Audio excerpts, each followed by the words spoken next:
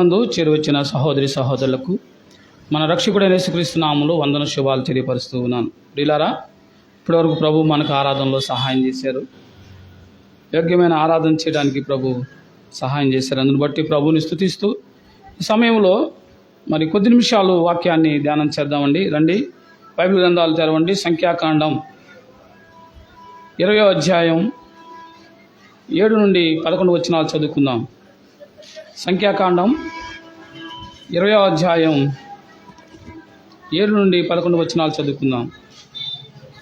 అంతటి యెహోవా మోషేకు ఇలాగ సెలవిచ్చెను, నీవు ఈ కర్రను తీసుకొని నీవును నీ సహోదరుడైన అహరోనును ఈ సమాజము పోగు చేసి వారి కన్నుల ఎదుట ఆ బండతో మాట్లాడుము. అది నీళ్లునిచ్చును. నీవు వారి కొరకు నీళ్లను బండలో నుండి రప్పించి సమాజమునకు వారి పశువులకును త్రాగుటకిమ్ము. యెహోవా తన ఆజ్ఞాపించినట్లు మోషే ఆయన సన్నిధి నుండి ఆ కర్ర తీసుకొని పోయెను. తర్వాత మోషే అహరోనులు ఆ బండ ఎదుట సమాజము పోగు చేసినప్పుడు అతడు వారితో, ద్రోహులారా వినుడి, మేము ఈ బండలో నుండి మీ కొరకు నీళ్లు రప్పింపవలెనా అనెను. అప్పుడు మోషే తన చెయ్యి ఎత్తి 2 మార్లు తన కర్రతో ఆ బండను కొట్టెను. నీళ్లు సమృద్ధిగా వచ్చెను. సమాజము పశువులను త్రాగెను. ప్రార్థన చేసుకుందామండి. దయాళుడు అయిన తండ్రి, నీ ఘనమైన నామమునకు వందనాలు.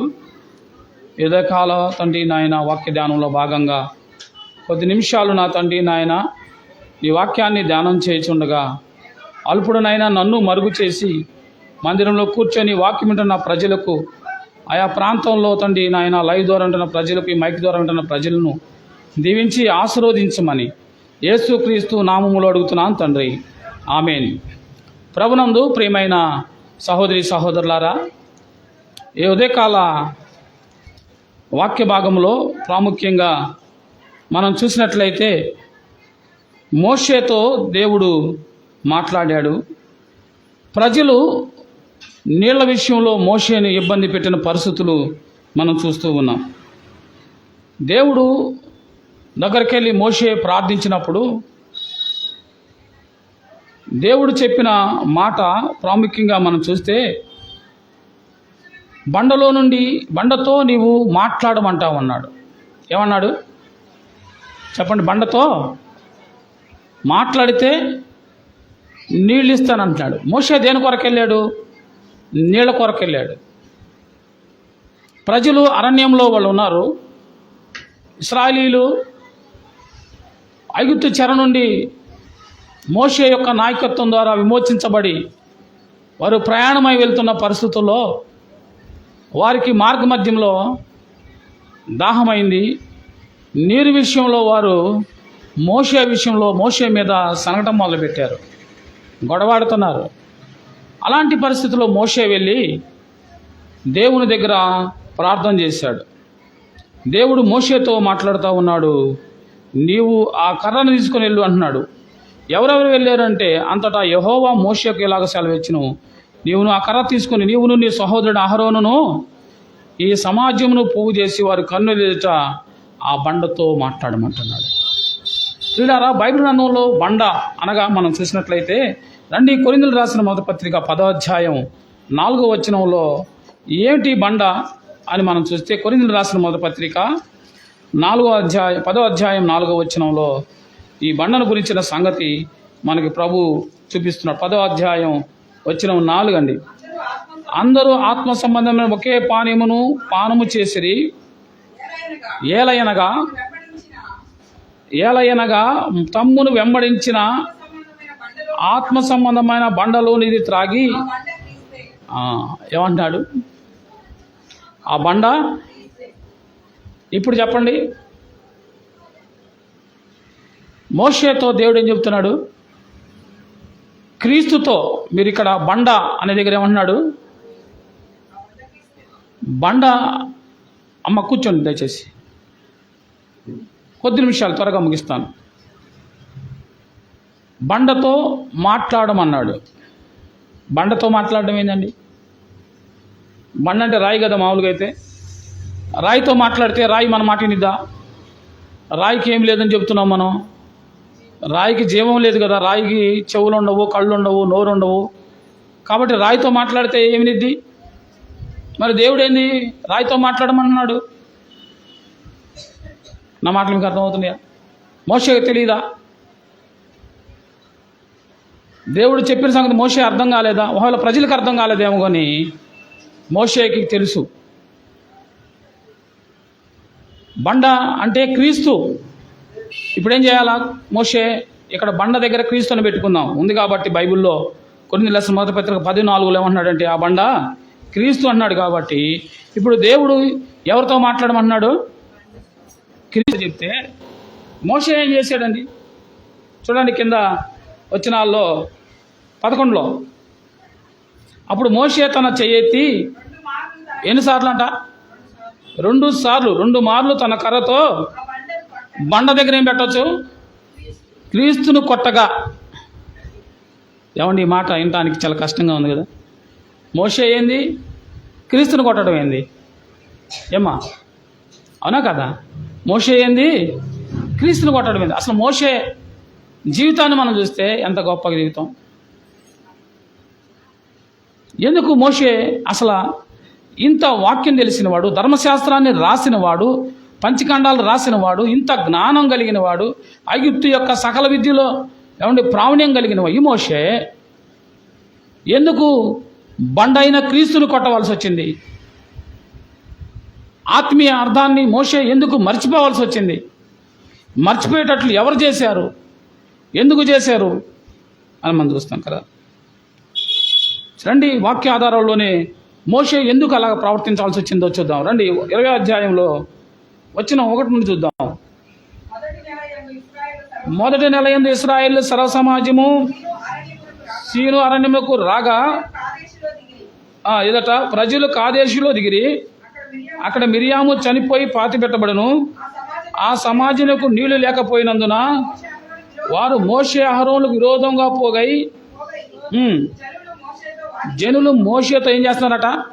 ఒకటి వాదిస్తున్నారు, అయ్యో మా సహోదరులు యెహోవా ఎదుట చనిపోయినప్పుడు, రెండోది ఏమన్నారు? మేము కూడా చచ్చిపోతామేమో అన్నాడు. ఎంత మేలు, చచ్చిపోతే ఎంత మేలు అన్నాడు. ఒకటేమో వాదిస్తున్నారు, 2 మేము కూడా అంతకుముందు మా సహోదరులు చచ్చిపోయారు, వాళ్ళలో కూడా మేము చనిపోతే ఎంత మేలు అన్నాడు. 2 3 అయితే మేమును మా పశువులు ఇక్కడ చనిపోనట్లు ఈ అరణ్యంలోకి యెహోవా సమాజం మీరెలా ఏమన్నాడు?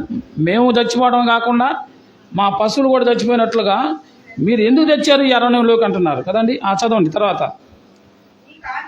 ఈ కాని చోటుకు మమ్మల్ని తెచ్చుటకు ఐగుప్తు నుండి మమ్మల్ని ఎలా రప్పించితివి? ఈ స్థలములో గింజలు లేవు,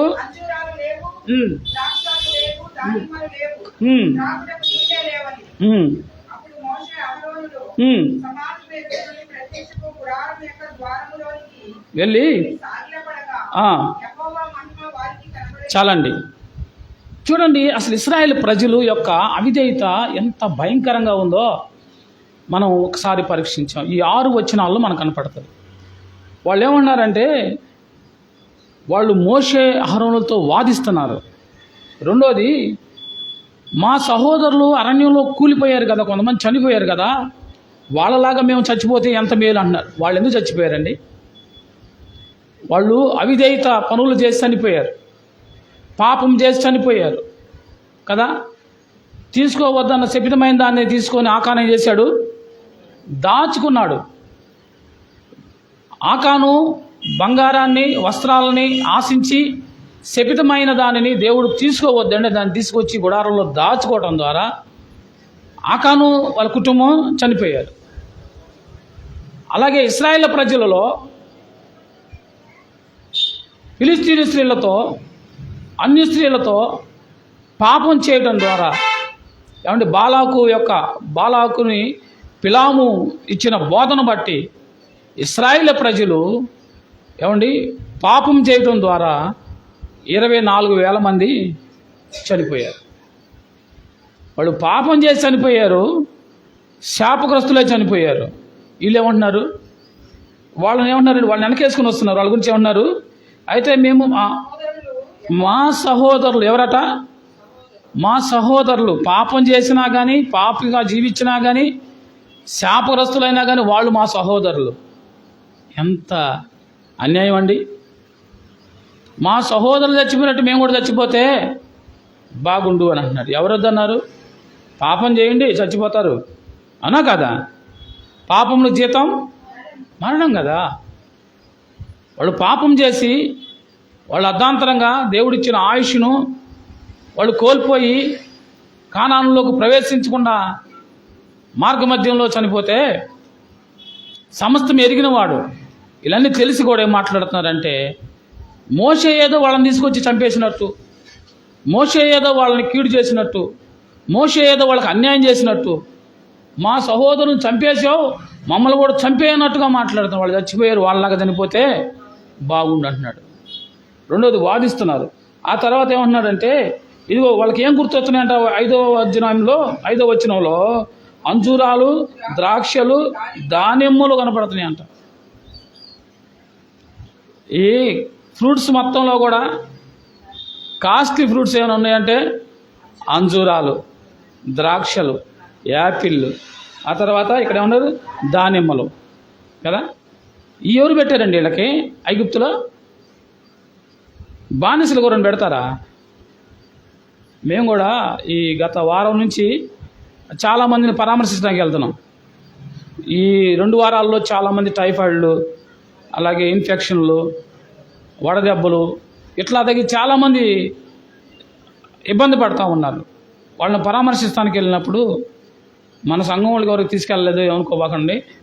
బయట సేవకులు పెద్దోళ్ళు ఉన్నారు, వాడి కొరకు ఫ్రూట్స్ తీసుకెళ్ళడానికి ఫ్రూట్స్ కొట్టుకెళ్ళినప్పుడు జేబులో డబ్బును బట్టి ఆ కాయలు కొనాల్సి వస్తుంది. మరిన్ని డబ్బులుంటే యాపిల్ మీదకి, తర్వాత దానిమ్మల మీదకి మనసు వెళ్తుంది. తక్కువ డబ్బులుంటే అట్టికాయల మీదకి, బత్తాకాయల మీదకి కదా. 100 రూపాయలకి బస్తా బత్తాకాయలు వస్తాయి కదా.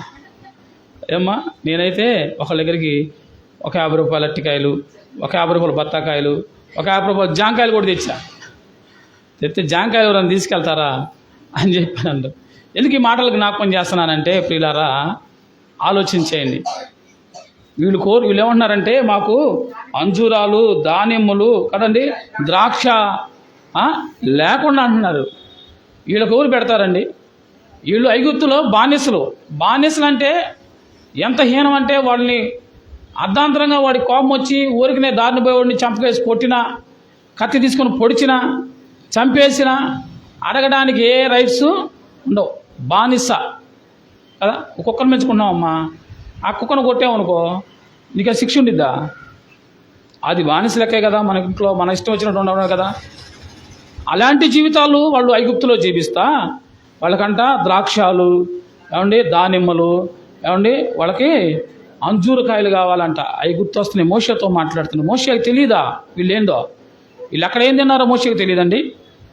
వీళ్ళరా ఎందుకు వీళ్ళు ఇంత అన్యాయంగా మాట్లాడుతున్నారంటే, ఇన్ని మాటలు మాట్లాడినప్పుడు కోపం వచ్చిందా రాదా? ఏమ్మా ఆలోచించే. మన కళ్ళ ముందే పుట్టి మన కళ్ళ ముందే పెరిగి ఒకప్పుడు చాలా దీనస్థితికి పెరిగి ఈరోజు ఏదో కాస్త డబ్బులు వచ్చినాయి అని చెప్పేసి అని మన కళ్ళ ముందు గతాన్ని మర్చిపోయి మేము అసలు పుట్టుక నుంచే మా తాత జమీందారు అన్నట్టుగా మాట్లాడేవాళ్ళని చూస్తే మాకేమనిపించింది కదా. కళ్ళ ముందు జరిగేదాన్ని మోషే కంటే వీళ్ళకి ఎక్కువ తెలుసా? మోషే కంటే అక్కడికి ఎవరికేం తెలుసా? మోషే ఎవరు? మోషే ఆ యొక్క ఫరో ఇంట్లో రాజకుమారుడిగా పెరిగినవాడు. వాళ్ళకి ఏం పెడుతున్నారో మోషేకి తెలియదు. వాళ్ళకి ఏ భోజనం పెడుతున్నారో, వాళ్ళని ఎట్లా కొడుతున్నారో, ఎట్లా తిడుతున్నారో తెలియదు. అలాంటి మోషే ముందు వాళ్ళు మాట్లాడుతున్నారండి, వాదిస్తున్నారు, సణుగుతున్నారు. నీళ్లు లేకుండా మమ్మల్ని ఇక్కడ చంపాలనుకుంటున్నావా అంటున్నాడు. మా సహోదరులు చచ్చిపోయారు, వాళ్ళలాగా చచ్చిపోతే బాగుండు అంటున్నారు. మోషేకి తెలియదా వాళ్ళు ఎందుకు చచ్చిపోయారో? వాళ్ళు పాపం చేసి చనిపోతే వాళ్ళలాగా మీరు కోరుకుంటున్నారండి. మోషేకి తెలియదండి. ఎంత కోపం రావాలి. మోషే కూడా మనలాంటి స్వభావం కలిగిన వాడు కదా. ఈ మాట మోషే గురించి లేదు కానీ ఏలియా గురించి ఉంది. ఏలియా అని కూడా మనలాంటి స్వభావం గలవాడే. అట్లా మోషే కూడా మనలాంటి స్వభావం గలవాడే. కనుకనే ఇప్పుడు మోషేకి దేవుని దగ్గర ప్రార్థన చేస్తున్నాడు. యెహోవా మహిమ వారికి కనబడింది. దేవుడు మోషేతో మాట్లాడమన్నాడు. కానీ మోషే ఏం చేస్తున్నాడంటే, దేవుడు మాట్లాడిన మాటల కంటే కూడా మోషే మనసులో వాళ్ళ మదిలో రువ్వున మోగుతున్నాయి అంటే వీళ్ళు విసిగిచ్చి మాట్లాడారే, వీళ్ళు బాధ పెట్టారే, వీళ్ళు ద్రాక్షాలు అంజూరలు ఏమండి ధాన్యములు అడుగుతూ ఉన్నారే, వాళ్ళ సోదరులైన వారు పాపం చేసి అర్ధాంతరంగా దారిలో కూలిపోతే వాళ్ళేదో నీటితో చనిపోయి నీటి మార్గంలో చనిపోయి వాడు పరలోకం వెళ్ళినట్లుగా వాళ్ళని గురించి వాళ్ళలాగా మేము చచ్చిపోతే బాగుండని కోరుకుంటున్నారే, వాళ్ళు అర్ధాంతరంగా అన్యాయంగా వాదిస్తున్నారే. ఈ వాదనలన్నీ మోషే మదిలో మెదలాడుతున్నాయి. ఆలోచన చేయండి ప్రియులారా, మోషేని విసిగిస్తున్నాడు. మోషే ఆ విసుగుతో వచ్చి ప్రార్థన చేస్తున్నాడు. మనం ప్రార్థన చేసేటప్పుడు లోక సంబంధమైన వాటి అన్నిటిని ఏం చేయాలా? పక్కన పెట్టేసేసి దేవుని దగ్గర పూర్ణ హృదయంతో కదా, ఎలా?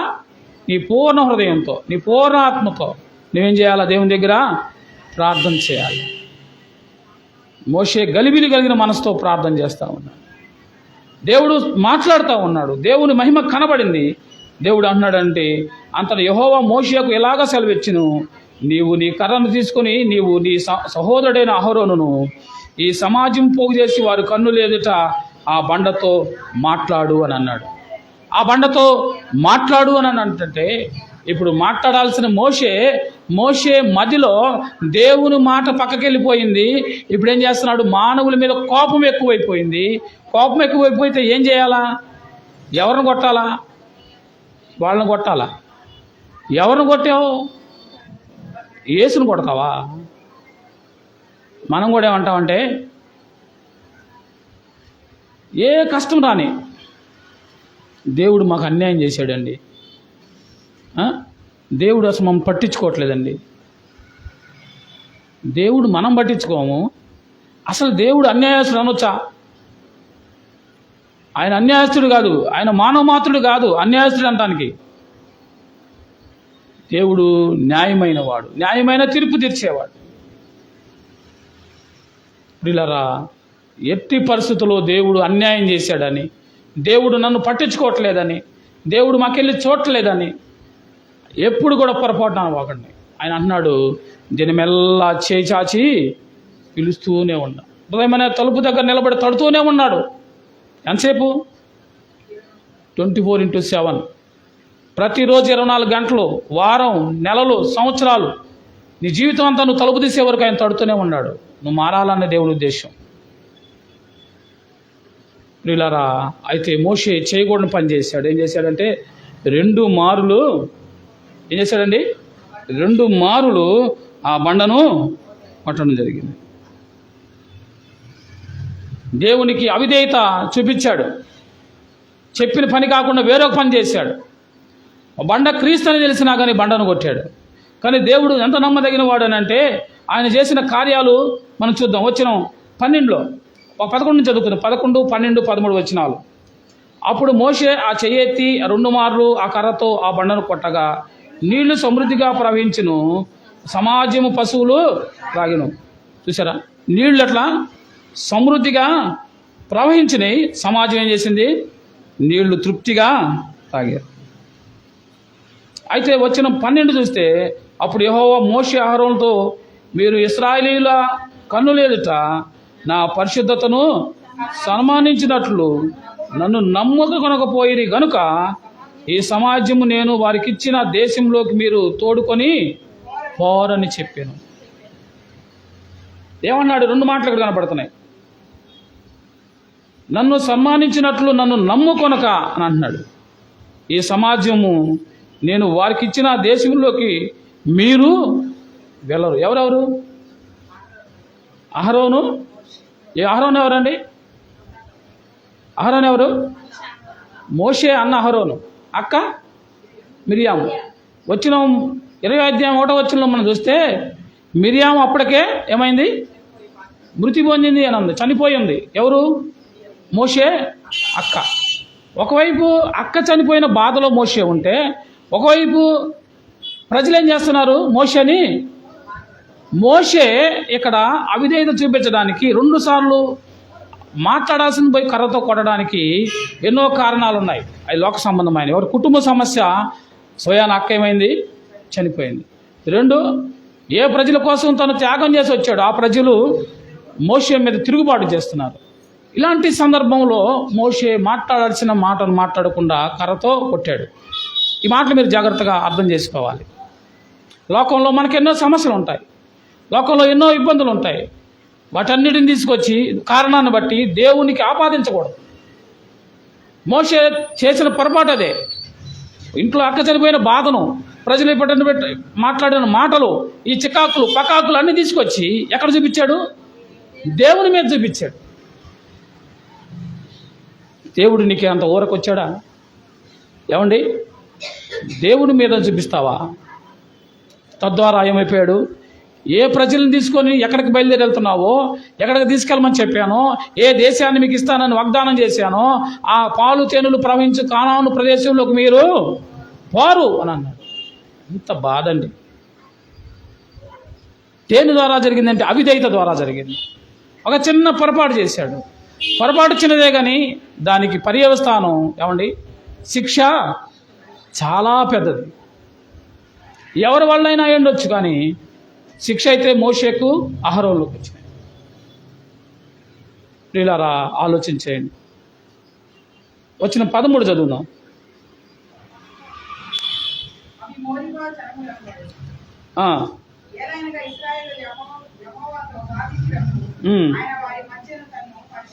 తన్ను పరిశుద్ధపరచబడును ఆ జలమును మోరీబా అనగా కింద వివాదము. నీళ్ళు వచ్చినాయి బండొంచి, కానీ ఆ నీళ్ళు ఏంటట? వివాదాన్ని క్రియేట్ చేసినాయి. మోషే అహరోనులు శాపం మీద ప్రజలు నీళ్లు తాగారు. అర్థమైంది నా మాటలు? మోషే మాట్లాడిన నీళ్ళు వచ్చాయి, కొట్టినా నీళ్ళు వచ్చినాయి. దేవుడు ఎంత దయగలవాడు! లేదు మోషే నేను మాట్లాడమంటే కొట్టావు కాబట్టి నీళ్ళే ఉన్నట్టుగైతే ఆ ప్రజలు బహుశా అక్కడే మోషేని చంపేసేవాళ్ళేమో, తిరుగుబాటు చేసి కదా. మోషే అనేవాడు ఏమయ్యాడో మాకు తెలియదు. 40 రోజులు మోషే వీళ్ళ కొరకు ప్రార్థన చేస్తానికి కొండ మీదకి వెళ్తే కింద ఉన్న ప్రజలు ఏమన్నాడు? ఆ మోషే అనేవాడు ఏమయ్యాడో మాకు తెలియదు. తెలియకుండా వెళ్ళాడా? వాళ్ళకి చెప్పే వెళ్ళాడు. సోదరుడా సోదరి, దేవుడు ఏర్పరచుకున్న ప్రజలే, దేవుడు ఇష్టపడ్డ ప్రజలే, దేవుని ప్రజలైన వారు దేవుడు వారిని దీవించడమే కానీ ఎట్టి పరిస్థితుల్లో చెప్పించకూడదని అంత ప్రేమ కలిగిన, అంత ప్రేమ చూపిస్తుంటే వీళ్ళు ఏం చేస్తున్నారో, వీళ్ళ ఆగడాలు చూస్తుంటే రోజుకి మితిమీరిపోతున్న పరిస్థితి. ప్రేమైన సహోదరుడా సహోదరి, యేసుక్రీస్తు ప్రభు స్వరక్తమిచ్చి సంపాదించిన సంఘంగా, దేవుని బిడ్డలుగా ఏమండి, లోక పాపముల కొరకు ఆయన మనమందరి పాపాలు ఆయన భుజాల మీద మోసుకొని వెళ్ళి మనకు రక్షణ సిద్ధం చేస్తే, మనల్ని ప్రేమిస్తే, దినమెల్లా చేస్తుంటే మనం ఏం చేస్తున్నాము ఆ దేవుని విషయంలో అంటే అశ్రద్ధ చూపిస్తున్నాం. ఆలోచన చేశారా? దేవుని యందు భయభక్తులు కనపరచలేకపోతా ఉన్నాం. లోకం సంబంధించిన పనులే ముఖ్యమని ఏమండి, లోకం వైపు, లోకంలో ఉన్న ఆశల వైపు పరిగెడతా ఉన్నారు. దేవుణ్ణి ఆరాధించిన ఆదివారం ప్రభు ఆరాధన దినాన్ని మనం ఏం చేయాలా? తప్పక ఆయన ఆరాధించాలి. ఆరాధన అంటే ఆయన గొప్పతనాన్ని ఒప్పుకోవాలి. ఆయన చేసిన మేలుకు నువ్వు కృతజ్ఞత, థ్యాంక్స్ చెప్పడమే ఆరాధన. ప్రియులారా, అయినా కానీ మోషే కొట్టినా కానీ దేవుడు ఎంత దయగలవాడంటే నీళ్ళు ఇచ్చాడు. కానీ ఆ నీళ్ళు ఎలాంటి అట? వివాదం కలిగిన నీళ్ళని చెప్తా ఉన్నాడు. ఆ నీళ్ళ వల్ల వాళ్ళు తృప్తి పొందారు, తాగారు, దాహం తీర్చుకున్నారు, వాళ్ళు పశువులు తాగినాయి. కానీ దానివల్ల మోషే అహరోనులు శాపగ్రస్తులయ్యారు. వారి మీదకి శాపం వచ్చింది. వాళ్ళు వెళ్ళాల్సిన ప్లేస్ లేకుండా దేవుడు ఇస్తానని దాన్ని తీసేసుకున్నాడు. వాళ్ళకి లేదు. ఎన్ని ఆశలతో బయలుదేరాడో, ఎన్ని కోరికలతో బయలుదేరాడో మోషే. కానీ వెళ్ళాల్సిన స్థలానికి వెళ్ళకుండా అర్ధాంతరంగా అక్కడే చనిపోవాలి. సోదరుడా సోదరి, సంఖ్యాకాండం 20వ అధ్యాయం 28వ వచనాన్ని చూద్దాం. మోషే అహరోను వస్త్రము తీసి అతని కుమారుడైన ఎలియాజరుకు తొడిగించెను. ఏమైందండి అహరోను?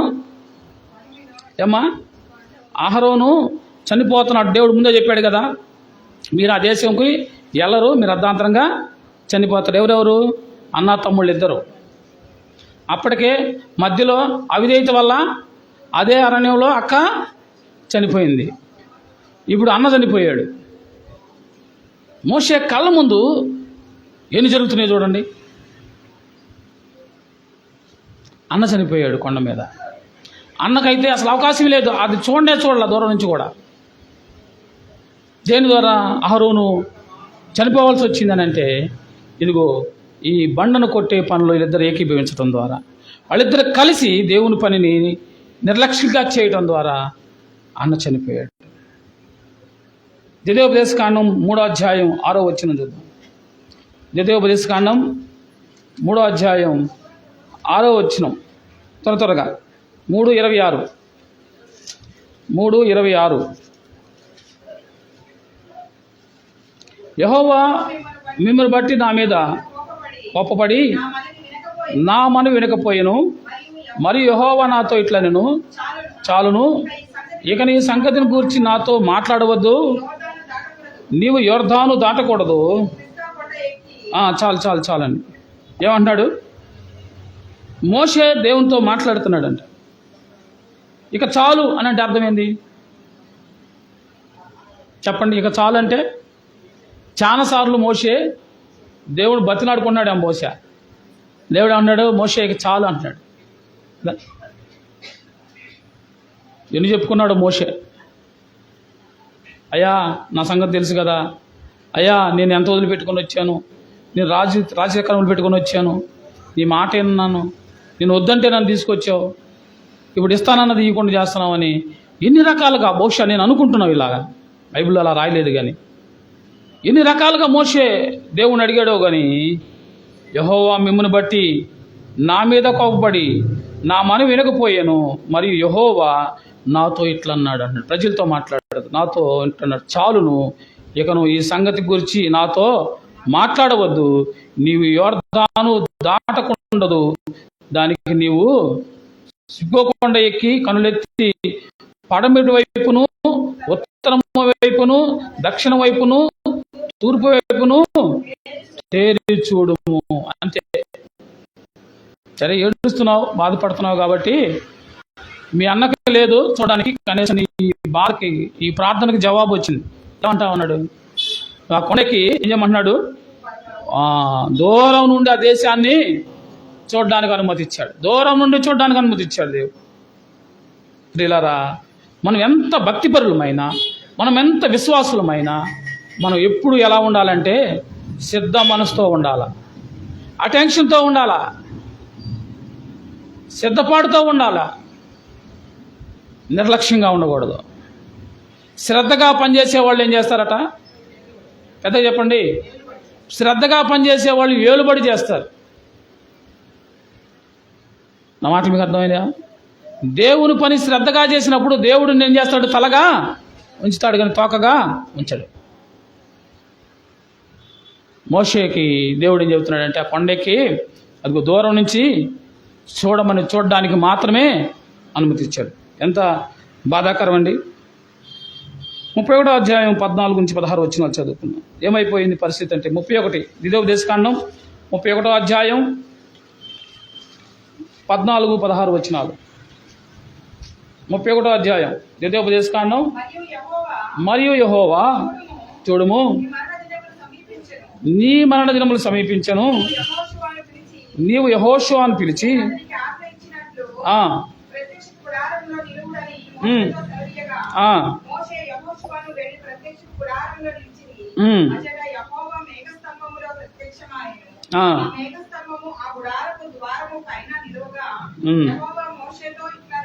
ఇదిగో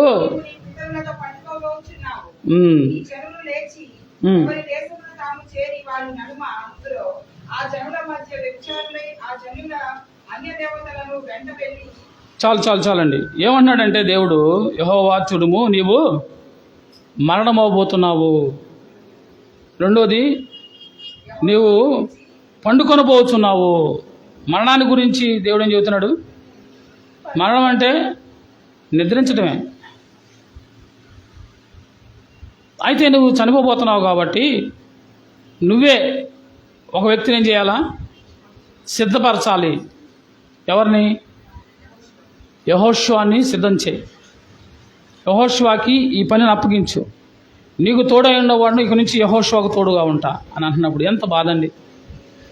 ఆలోచించండి ఒకసారి, మనల్ని ఇమాజినేషన్ చేసుకుందాం. ఒక ఆయన బైబిల్ గ్రంథంలో ఇదే పరిస్థితి వచ్చినప్పుడు ఎట్లా ఏడ్చాడు?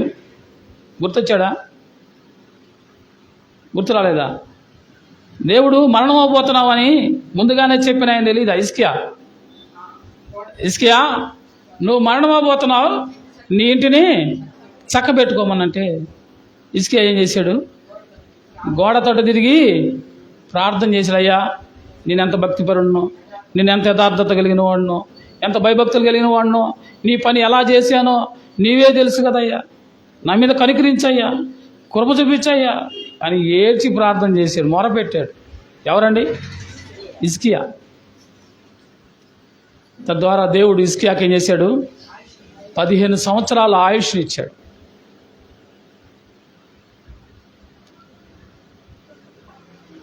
సంవత్సరాల ఆయుష్ని ఇచ్చాడు. కానీ దేవుడు ఏదైతే ఇస్కియాకు నీ ఇంటిని చక్కబెట్టుకో అని అన్నాడో దానిని 15 సంవత్సరాలు ఆయుష్లో చేసుకోలేకపోయాడు. ఇంటిని చక్కబెట్టుకోలేకపోయాడు. దేవుణ్ణి గణపరచాల్సిన ఇస్కియా ఏం చేశాడంటే, ఆ తర్వాత తను వర్ధిల్లిన దాని కొలది శత్రువులను తీసుకొచ్చి ఇంటికి తీసుకొచ్చి డాబుగా మా ఇల్లు చూడు, మా బెడ్రూమ్ చూడు, మా కిచెన్ చూడు. ఏమండి, ఎలా ఉంటుంది ఇది? ఇస్కియా ఏం చేశాడంటే, అన్ని రాజులను పిలిచి వాళ్ళ దగ్గర ఉన్న బంగారాన్ని, వెండిని, డాలుని అన్నిటిని ఏం చేస్తున్నాడు? చూపిస్తూ ఉన్నాడు. తర్వాత చూసి వెళ్ళారు. వాళ్ళే వచ్చి యుద్ధం చేసి మొత్తం కొల్లగొట్టుకుపోయారు. నా మాటలు మీకు అర్థమవుతున్నాయా? ప్రియులారా, జాగ్రత్త. 15 సంవత్సరాలు దేవుడు ఆయుష్ ఇస్తే ఆ ఆయుష్ను ఇంటిని చక్కబెట్టుకునే పనిని ఇస్కియా చేయలేకపోయాడు. ఆ తర్వాత మరణకరమైన రోగంలో ఇస్కియా చనిపోయాడు. జాగ్రత్తగా ఆలోచించండి. మోషే విషయంలో వచ్చేలేకే ఏమైపోయింది? మోషే, నీవు మరణమోబోతున్నావు, నీవు పడుకొనబోతున్నావు, నీ తర్వాత నాయకుడిని సిద్ధం చేయమని అంటే మోషే దేవుని మాటకు లోబడి మౌనంగా దేవుడు అప్పగించిన పనిని జాగ్రత్తగా శ్రద్ధగా చేసి ఆ తర్వాత నాయకుడిని యెహోషువని సిద్ధం చేసి అప్పగించాడు. ఇలా ఆలోచన చేశారా?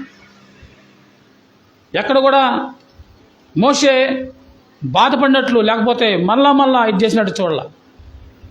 మోషే ప్రార్థన చేశాడు, మోషే దేవుణ్ణి అడిగాడు, దేవుడు మోషేకి ఏది ఇవ్వాలో అది ఇచ్చేశాడు. మోషే, సరే నువ్వు వెళ్ళలేకపోతున్నావు, కనీసం ఏమైంది చూడు అని అన్నాడు. ఎంత దయగలవాడు మన దేవుడు.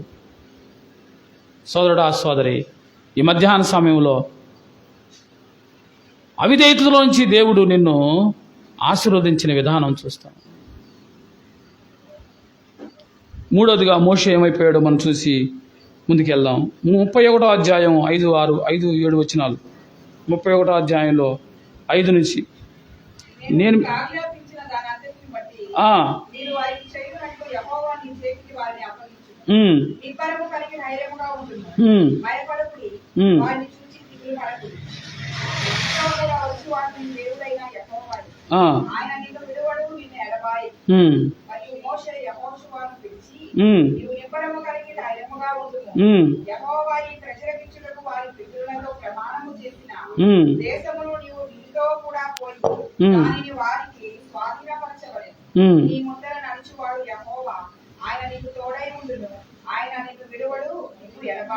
ముప్పై 34వ అధ్యాయం మోషే ఏం చేశాడు? పనిని యెహోషువకి అప్పచెప్పాడు. 34వ అధ్యాయం 5వ వచనం చూద్దాం.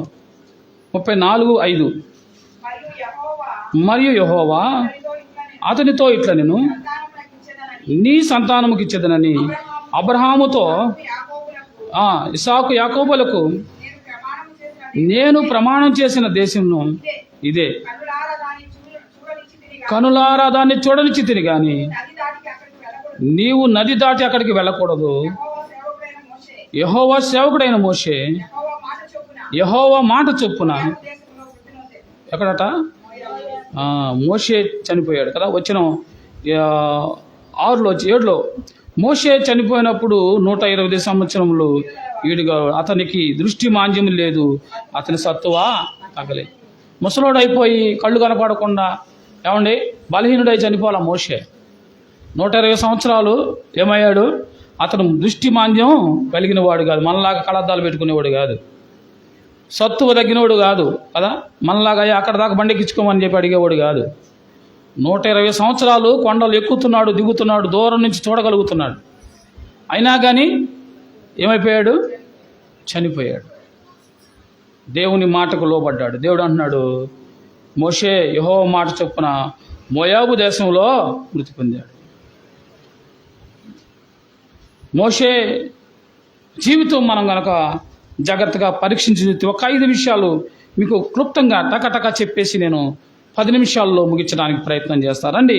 నిర్గమాకాండం 2వ అధ్యాయం 13వ వచనాన్ని చదువుకుందాం. నిర్గమాకాండం త్వరగా మీరు చదివితే త్వరగా నేను ముగిస్తాను. 2వ అధ్యాయం 1వ వచనం నుంచి, నిర్గమాకాండం 2వ అధ్యాయం 1వ వచనం నుంచి. లేవి వంశస్థుడు ఒకడు వెళ్ళి లేవి కుమార్తెని వివాహం చేసుకుని ఆ స్త్రీ గర్భవతి కుమారుని కని వాడు సుందరుడై ఉండట చూచి 3 నెలలు వాడు దాచెను. తర్వాత ఆమె వానిని దాచలేక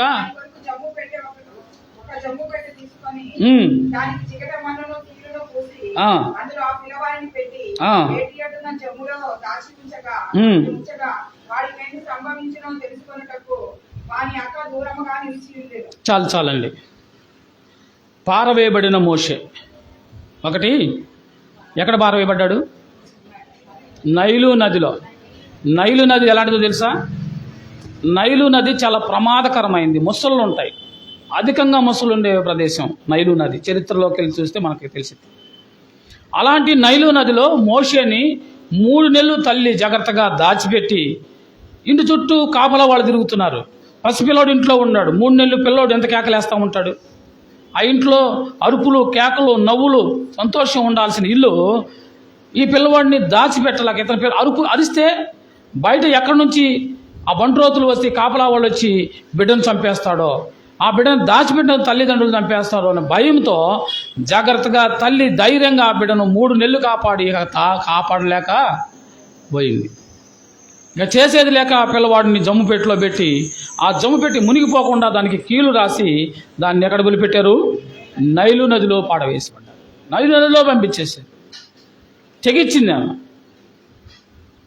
ముసళ్ళు పీక్కు తినొచ్చు, ఏమైనా జరగవచ్చు. పారవేయబడ్డ మోషే దేవుని పనిలో మోషే తన పుట్టుకలోనే ఏమైపోయాడు? తల్లి ఇక దాచలేకపోయిన పరిస్థితి చూస్తాం. దాచలేక పారవేయబడ్డ మోషే. 2వ వ్యక్తిని కూడా మోషేలోని మరొక గుణాన్ని మనం చూద్దాం. 2వ అధ్యాయం 11వ వచనం నుండి. 2వ అధ్యాయం 11వ వచనం నుండి. ఆ దినాలలో మోషే పెద్దవాడై తన జనుల వద్దకు పోయి వారి భారములు చూచెను. అప్పుడు అతడు తన జనులలో ఒక హెబ్రీయుని ఒక ఐగుప్తుడు కొట్టచుండ చూచెను. ఇటు అటు తిరిగి చూచి ఎవడుని లోకపోగా ఐగుప్తుని చంపి ఇసులో వాడిని కప్పి పెట్టెను. చాలు. ఇప్పుడు ఏమైపోయాడు మోషే? ఏమండి? నరహంతకుడైన మోషే, హత్య చేసిన మోషే. ఒకటేమో పారవేయబడ్డ మోషే, రెండోది హత్య చేసిన మోషే. మీరు ఆలోచించవచ్చు, ఎందుకు పారవేయబడ్డాడు?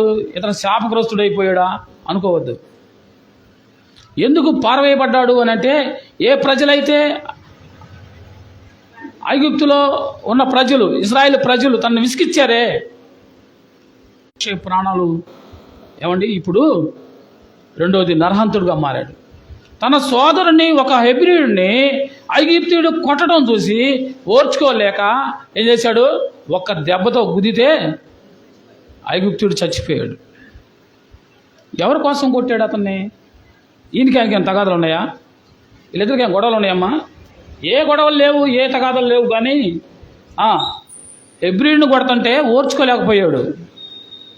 అసలే వాళ్ళు బలహీనులు, వాళ్ళు అసలు బానిసలుగా ఉంటే కొడతావా అని తన సహోదరుడి ఆ రక్త సంబంధం ఏమైపోయిందంటే నరహంతు. దేవుడు ఆ పదం నడుము నుండి మోషే మోషే అని అతన్ని పిలిచెను. అందుకని చిత్తకం ప్రభా నేను, అందుకని దగ్గరకు రావద్దు, నీ పాదముల నుండి నీ చెప్పులు విడుము, నీవు నిలిచి ఉన్న ఈ స్థలము పరిశుద్ధ స్థానము అనేను దేవుడు మోషేతో, మూడవది మనం చూస్తే ఏమండి, పొదలో నుండి దేవుడు స్వరం విన్న మోషే. దేవుడు మోషేతో మాట్లాడతాం మొదలుపెట్టాడు. పొదలో ఉండి దేవుని స్వరం విన్న మోషే. ఎంత ఆసక్తి మోషేకి. ఎప్పుడు అన్నాడు. ఎవరు దేవా నువ్వు అని అడిగితే దేవుడు మోషేతో మాట్లాడి వచ్చిన వారిలో, మరియు ఆయన నేను నీ తండ్రి అయిన దేవుడను, అబ్రహాము దేవుడను, సాకు దేవుడను, యాకోబు దేవుడును అని చెప్పగా మోషే తన ముఖము కప్పుకొని దేవుని వైపు చూడ వెరసెను. ఆయన ప్రభావాన్ని మోషే చూడలేక ముఖాన్ని తీశాడు. ఆ వెలుగును చూడలేకపోతున్నాడు మోషే. దేవుని స్వరం విన్న మోషే. నాలుగో విషయానికి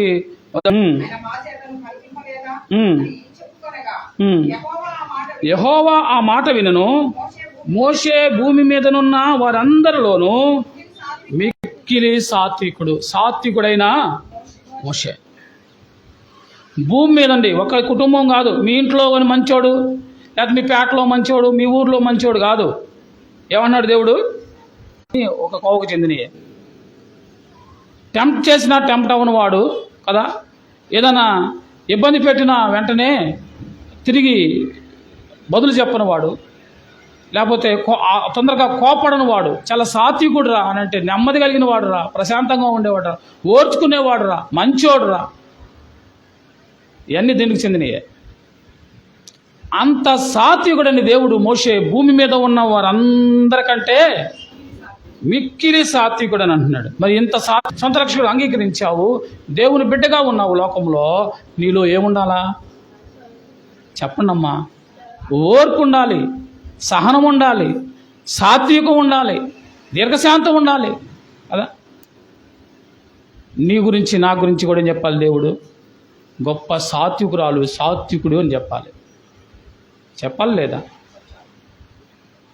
మోషే భూమి అంతట్లో కూడా ఉన్న వాళ్ళలో గొప్ప సాత్వికుడు. నేను ముగిస్తున్నాను. ఐదవదిగా కీర్తన గ్రంథం 90వ అధ్యాయం 12వ వచనం చదువుకుందాం. కీర్తన గ్రంథం 90వ అధ్యాయం 12వ వచనం, 90వ కీర్తన 12వ చరణం.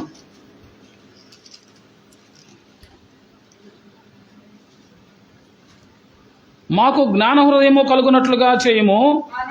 మోషే తన దినాలు లెక్కించట నేర్చుకున్న మోషే.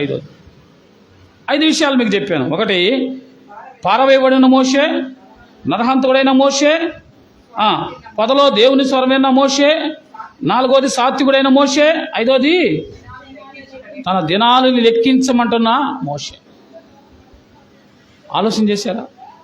ఎవరి కొరకు ఈ మోషే ఇంత సాత్వికుడు, ఇంత మంచి మనసు గలవాడు? ఏ ప్రజల కొరకు నేను వెళ్ళను ప్రభువా, నాకు వద్దులే ప్రభువా, నేను నోటి మాన్యం గల ఉన్నాయా అని అంటే, కాదు నువ్వు వెళ్ళు, నీకు తోడుగా నీ అన్న నేను అహరోన్ని ఇస్తానని పంపిస్తే, అంత గొప్ప సాత్వికుడు ఆ ప్రజలు. సోదరి, నేను ఈ లోకంలో మనల్ని కూడా ఏం చేస్తారు? లోకం మనల్ని విసిగిచ్చిద్ది, లోకం మనల్ని ఇబ్బంది పెట్టిద్ది, లోకం మనల్ని రెచ్చగొట్టిద్ది, లోకం మనల్ని గాయపరిచిద్ది, లోకం మన పట్ల అన్యాయంగా ప్రవర్తించిద్ది. ఎక్కడ కూడా నీవేం చేయకూడదు, ఎక్కడ కూడా నీవు పడిపోకూడదు, జారిపోకూడదు. నిలకడగా ఉండాలా, ధైర్యంగా ఉండాలా, దేవుని యందు భయభక్తులు కలిగిన వ్యక్తిగా.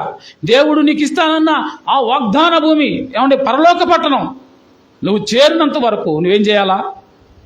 నువ్వు ఓర్పు సహనం కలిగి భూమి మీద సాత్వికమైన జీవితాన్ని జీవించాలి, నెమ్మది కలిగిన జీవితాన్ని జీవించాలి, దేవుని యందు భయభక్తులు కలిగిన జీవితం జీవించాలి, దేవుని యందు విశ్వాసం కలిగిన జీవితం జీవించాలి, నిరీక్షణ కలిగిన జీవితం జీవించాలని దేవుడు కోరుకుంటూ ఉన్నాడు. మోషే గురించి ఒక 2 మాటలు మీకు చూపించి నేను ప్రార్థన చేస్తాను. రండి, హెబ్రీ పత్రిక 3వ అధ్యాయం 5వ వచనం చదువుకుందాం. హెబ్రీ పత్రిక 3వ అధ్యాయం 5వ వచనం. చిన్న విషయం, మీరు టక్కని చెప్పవచ్చు.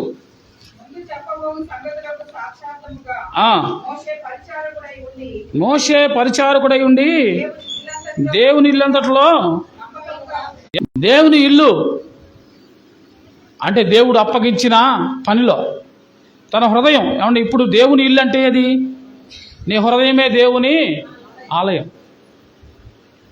నీ ఇంటి నువ్వేం చేయాలా? భద్రం చేసుకోవాలి.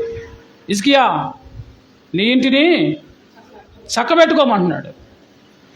నీకు ఇచ్చిన కుటుంబాన్ని, నీకు ఇచ్చిన జీవితాన్ని, నీ హృదయాన్ని నువ్వేం చేయాలా? భద్రం చేసుకో. హృదయం అన్నిటికంటే మోసకరమైనది, అది బహుభయంకరమైన వ్యాధి కలిగింది అన్నాడు. అది మనల్ని మోసం చేస్తుంది. మన కన్నుల ద్వారా మోసం చేస్తుంది, మన చెవుల ద్వారా మోసం చేస్తుంది, మన నోటి ద్వారా మోసం చేస్తుంది, మన కాళ్ళ ద్వారా మోసం చేస్తుంది. మనం ఏదైతే చేయాలనుకున్నామో అది చేయలేకుండా చేస్తుంది. అందుకే దాని గురించి ప్రభు అన్నాడంటే, హృదయం అన్నిటికంటే మోసకరమైంది, అది వ్యాధి కలిగిందంట. పిల్లరా, అయితే జాగ్రత్త జాగ్రత్త జాగ్రత్త. నీ హృదయాన్ని నువ్వు ఏం చేయాలా? కాచుకోవాలి. మోషే పరిచారకుడు అండి, దేవుని ఇల్లంతట్లో నమ్మకమైన వాడు. దేవుడు నీకు ఇచ్చిన జీవితం విషయంలో నమ్మకత్వాన్ని చూపించాలి. దేవుడు నీకు ఇచ్చిన ఆ యొక్క పనిలో నమ్మకత్వాన్ని చూపించాలి. దేవుని విషయంలో నువ్వు ఎలా ఉండాలా? నమ్మకంగా ఉండాలి కదా. బలా నమ్మకమైన మంచి దాసుడా అన్నాడు కదా. నువ్వు దేవుడు నీకు అప్పగిచ్చిన పనిని నువ్వు చక్కగా చేసినప్పుడు కదా. 10 తలంతులు ఇచ్చినోడు ఏం చేశాడు? 5ని 10 చేశాడు. బలా నమ్మకమైన మంచి దాసుడా అన్నాడు. 2 ఇచ్చినోడు 4 చేశాడు. 1 ఇచ్చినోడు 5 పెట్టాడు. వాడేమన్నాడు? చెడ్డ దాసుడా అని అన్నాడు. నీవు నేను నమ్మకమైన దేవుని దాసులుగా ఉండాలి, దేవుని బిడ్డలుగా ఉండాలని కోరుకుంటున్నాడు కదండి. అదే హెబ్రీ పత్రిక 11వ అధ్యాయం 14 వచ్చిన చూద్దాం. హెబ్రీ పత్రిక 11:14.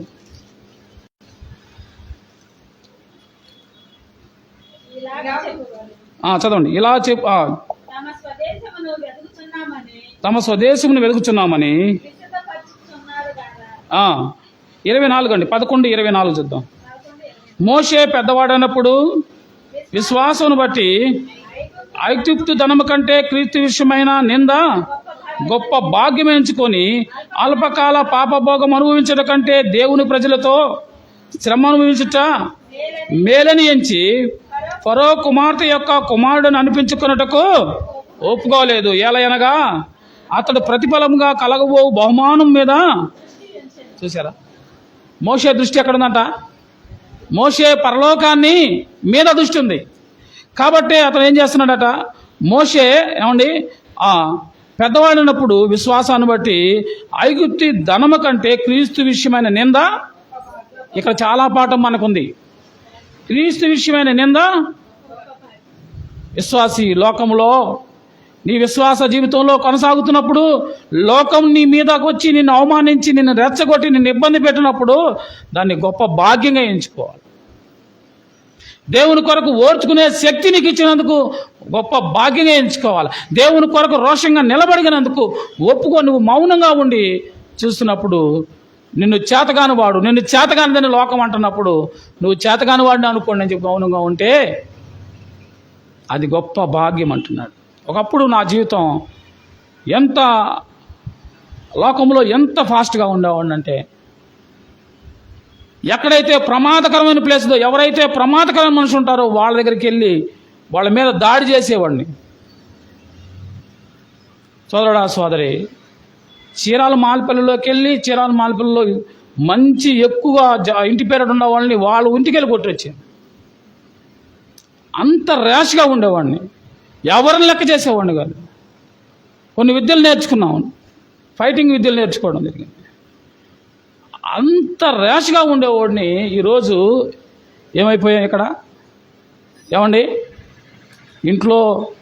ఇంట్లో లెక్క చేయని వాళ్ళు కూడా వచ్చి నా మీదకి వస్తున్నారు. వాళ్ళ ఇంట్లో రోజు తిడతా ఉంటారు, వాళ్ళ ఆయన్ని, వాడు నన్ను తిడతాడు కదా. ఇంట్లో రోజు తంతా ఉంటాడు వాళ్ళ ఆవిడ్ని, ఆమె నన్ను తిట్టిద్ది. వాళ్ళ దగ్గర తలంచుకొని ఉంటున్నాను, మీరు చూస్తూనే ఉన్నారు. దేనిని బట్టి అంటే ఈ బైబిల్ గ్రంథాన్ని బట్టి. ఆ దేవుని పనికి వచ్చాం కాబట్టి, ఆమె దేవుని బిడ్డలం కాబట్టి. లోకం చేతగానోడు అని అంటుంది, లోకం పనికిరాడోడు అంటుంది, పనికి మాలోడు అంటుంది.